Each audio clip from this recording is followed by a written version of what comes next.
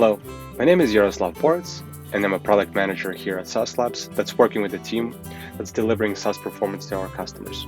Today, I would like to give you a quick TED talk into what SaaS performance is, how to use it, as well as provide some quick tips on how to take advantage of all the features and functionality. Before I dive into the product, I really wanted to talk about some of the current performance testing challenges that our customers have reported to us. Number one, front-end application performance is rarely tested and verified ahead of production releases. In many cases, organizations are finding performance issues either when they hit production using their RUM products or when customers actually report issues via support channels. Second, measuring performance over a single-page application is a challenge and users not sure where to start. Specifically, ever since organizations are starting to adopt Angular and React and Vue.js, teams are quickly realizing that the old way of measuring performance for their application around page load times no longer applies in the world of single-page apps. Number three, finding the root cause behind the discovered performance issue can be quite difficult, and it has to do with so many factors that impact application performance, from networking to JavaScript to CPU to other third-party libraries that are being loaded into the Vue at the same time. And any of these factors can impact performance, and it's important for organizations to have necessary tools to determine where the problem is coming from. So what exactly is SaaS performance? In essence, it's a tool that enables customers to track front-end application performance over time and capture near regressions as part of continuous integration, continuous delivery system. Our main goal is to build a product that you can easily embed into your existing continuous testing pipeline and capture more application performance metrics and assert against them in the way that you see fit. What sets us apart is that our main focus is not on putting load or stress in the staging or pre-production environments, nor is it doing production monitoring. Our main objective is on helping you and your team to discover front-end performance regressions as part of the generic continuous integration process and help your team be aware of front-end performance issues as soon as they occur and as soon as they're introduced into the dev branch or staging branch. Of course, you can run performance tests at any point, but the value really lies in the ability to discover front-end performance problems that as soon as they occur and as soon as they're introduced in the code itself. So what are the main features? Number one, we provide customers with the CLI tool as well as full framework integrations to allow anyone to run one-off performance tests for URL of their choosing or repurpose their existing WebDriver tests and capture performance as part of them as well. Obviously, whenever you run tests on SaaS Labs with performance enabled, we capture a lot of performance metrics and their histories, specifically performance scores, time to first meaningful paint, time to first interactive, speed index, and many more, and I'll cover that in details in a bit as well. We establish baselines for all the metrics that we capture, and baselines are actually quite useful when it comes to discovering performance regressions later on. If we notice that existing baselines are exceeded for a specific set of metrics that you're looking to validate or verify, we will let you know when the baselines are continuously exceeded and we detect a new change point. If there is a problem that has been discovered, we give you a lot of logs and a lot of the information in order to debug and pinpoint the root cause of the performance problem. So how does it actually work? So whenever you execute tests on SaaS Labs and enable performance for that test, we actually look at each individual page load event that occurs during the test execution process and start capturing tracing information and process that tracing data and turn that into metrics. In the example here, my test navigates to the main homepage of saaslabs.com, finds the login page, and clicks login. That generates two individual page load events. One is to the main homepage and second one to the login screen. And it'll capture performance values and performance scores for each individual URL navigation that occurs during the test execution. So what do we actually capture whenever SaaS performance is enabled? The top level section focuses on performance scores, page load times, time to interactive, speed index, and estimated input latency. The bottom section actually focuses on a lot more UX specific metrics. So that includes time to first byte, first paint, first contentful paint, first meaningful paint, time to interactive, and first CPU idle. All these metrics are also aligned with the film strip as well, so you can see at which point in the page loading process individual metrics were fired and how the application looked like at that point as well. So why are these metrics important? Why are we capturing things that we believe are important to our customers? The Google team has a rubric that defines all of the UX metrics and all the performance metrics into three categories. Is it happening? Is it useful? And number three, is it delightful? And depending on which experience you're trying to optimize, specific metrics can help you do that better.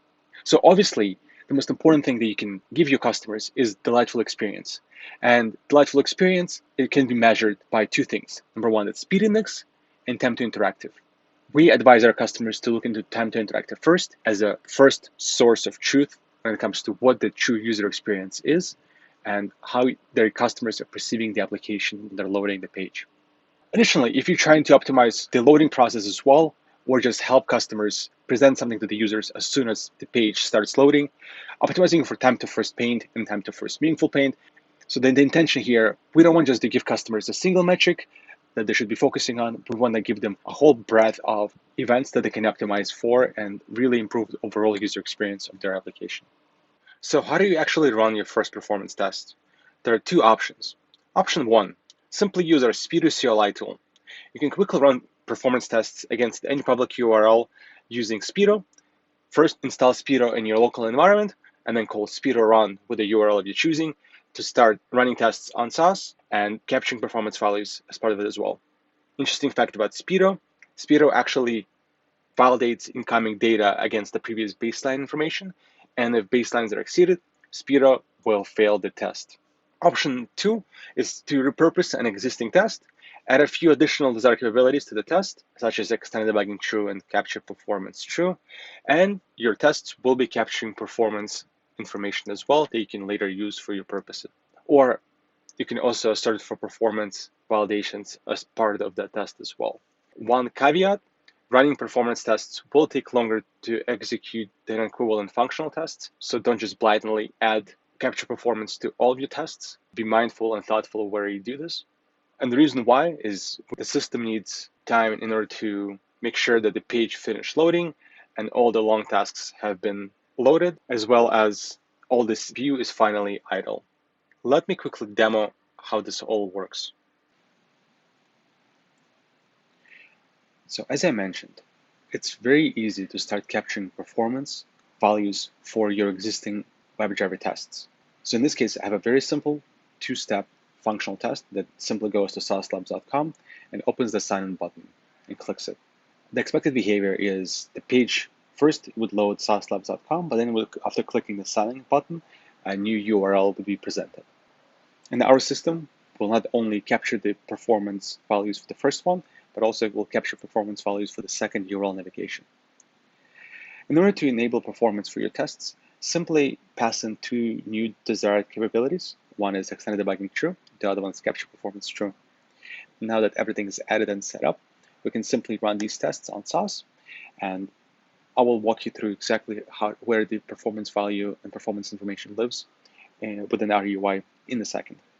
Now that tests are complete, the performance values for all the information that has been captured as part of the run is stored under the performance tab, and you can see that there are two dedicated URLs that had their performance values captured. Simply clicking on the link on the arrow left and right, you can cycle through all the URLs. By default, we present customers performance score, page load time, time to interactive, speed index, and their historical values over time. Users who really want to see more value are more than welcome on clicking on the full performance report and seeing all the metrics that we currently capture. In this case, we expand the view beyond just the top four and present time to estimated input latency, first CPU idle, time to interactive, time to first byte, time to first paint, and so on. As well as you have access to the entire trace log, where you can actually see how the application performed, how the application loaded from a very granular, low-level perspective. As I mentioned, there's also Speedo as a way to run performance tests, but I will talk about it in the next section when we start talking about the regressions. So in theory, functional and performance testing should be approached differently and not mixed together. That's very important for everyone to realize and understand. Performance issues become way more obvious when they're executed against throttle environments. There are ways to run tests on SaaS under throttled conditions. And if you're very serious about performance, you'll probably default your performance tests against some sort of throttled environment. So this way, if there is a performance problem, it's definitely going to be magnified and captured as part of the regression detection algorithm. And lastly, it's very important to focus on metrics that truly define your user experience. As I mentioned, just looking at page load time might not be enough. Focusing on time to interactive, time to first meaningful paint, and maybe even performance score could be a great place to start to make sure that your users are getting consistently great experience with each release. So what about performance regressions and how do they work?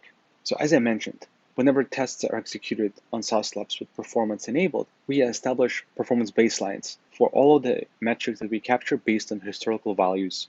The goal behind baselines is to help customers understand what is the predictive range for their performance data and give them a way to validate for performance regressions without really setting absolute performance budgets. And since we're using fairly complex algorithms, we're not only making sure that outliers are ignored, but also expected ranges are pretty flexible and they're ever changing. And this way, we're able to detect true performance regressions and not just one-off flaky behaviors. In the UI, baselines are displayed in a yellow color, and by hovering over, you can clearly see them displayed directly in the performance tab as well as in the performance report. And if there is a performance regression detected, baselines will disappear and you'll have an option to accept the regression. Now let's do a quick demo.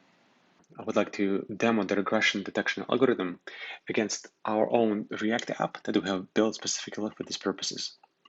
The app is built on top of a platform that allows us to quickly modify the actual app code and see how it changes the application performance. So if we were to call a speed run command against this URL, it would spin up a series of jobs to establish performance baselines first. At the same time, we're also passing in a few additional parameters to make sure that the test executes with all the throttling disabled against macOS platform and browser version 74. Now, once the test completes, we should see a quick report that describes the metrics that have been collected as part of the latest run. You can see Speedo summarized a lot of the performance values that have been captured. And after running 10 tests to establish performance baseline, it ran one more test. That test is used to generate this table here. But in general, since the last values were within the expected performance range, the test passed. By default, Speedo validates against the performance score, which is this. But you can specify any of the metrics that are listed here. If we were to look at the UI, we would see that the UI is pretty standard, has a pretty high score, and all the metrics that you would expect to see are also displayed here as well. Now, let's introduce a performance regression into this application. So we have a function called mineBitcoin that we can call, and as a result, this function will introduce an artificial 10-second delay towards the page load event. So as you can see, the page is reloading, but it takes quite a long time before even a single element on the page is loaded or painted. From the functional perspective, the app still works fine, but from the performance perspective, the user experience is significantly impacted. Now, let's run Speedo again with exactly the same parameters against this test and see what we get. We can clearly see that there's a problem in the page, and we can quickly investigate the problem by navigating to the link itself. We can clearly see that the performance score has significantly gone down, and page load time, time to interactive, and speed index have gone up. Additionally, we can see that out of all the metrics that we have, one of the metrics has not been impacted. Specifically, time to first byte remained the same, while time to first paint has significantly increased as well. Additionally, you can see that the JavaScript evaluation event is now contributing towards 10 seconds of the overall page load time. So in general, just by looking at the metrics, the problem is probably lies on the front end, just by looking at the data itself. So if we were to pull up a trace log of the entire page load event, the evidence there actually backs up our initial theories. And we can actually see that there's dedicated app mount and React events that are really blocking the entire page from being loaded. Not every performance issue is as drastic and as important. With that in mind, we allow our customers to actually reset the baseline. By clicking this button, customers can reset the baseline and go back to running tests again. And as a result, they're able to unblock their pipeline and release the product, but take note of the issues and the regressions that they have discovered. There are a few tips when it comes to debugging performance issues in general. It's very important to understand which metrics are impacted alongside the ones you're verifying. In many cases, you only care about one or two metrics, but other metrics that are related to that individual event might tell you a better story. So, for example, correlation between some of the events can point towards a JavaScript problem or networking problem. So if time to first byte is going up, that's probably pointing towards a networking problem. However, if time to interactive is increasing but everything else is staying the same, that means it's a JavaScript problem. Using Chrome DevTools Viewer is an ultimate source of truth and is really, really useful when it comes to really deep diving into the performance of the page and giving you visibility into what is actually blocking the requests and blocking the rendering of the application. Knowing the history of your individual metrics is quite useful, and seeing how they correlate with each other can really tell you a better story about how the application itself is evolving and what's increasing, what's pushing the time to interactive or page load times in general. So how do you take advantage of all these features and functionality in the context of continuous integration systems? Our vision behind SaaS performance is that it should be used to enable you additional performance testing step in your continuous integration system. The objective is to create additional performance testing line in your delivery pipeline that goes after functional tests and is used to verify the performance of your core flows as well as your main application. So how do you integrate SaaS into some of the CI tools that you have today?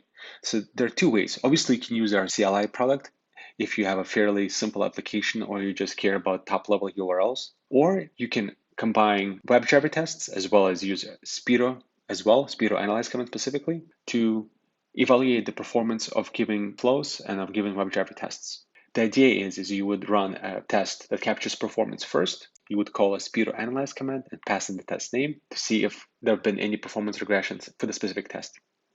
Now let's do a demo.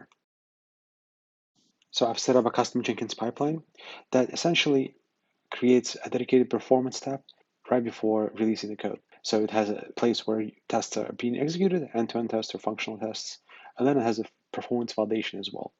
The product is relying on our Docker container of Spiro. So first I'm uploading the Docker into the system, and then I'm using Dockerized version of Spiro to first run the Spiro run, just to show you that it's possible. But at the same time, I'm also using Analyze command that relies on the job that was executed earlier.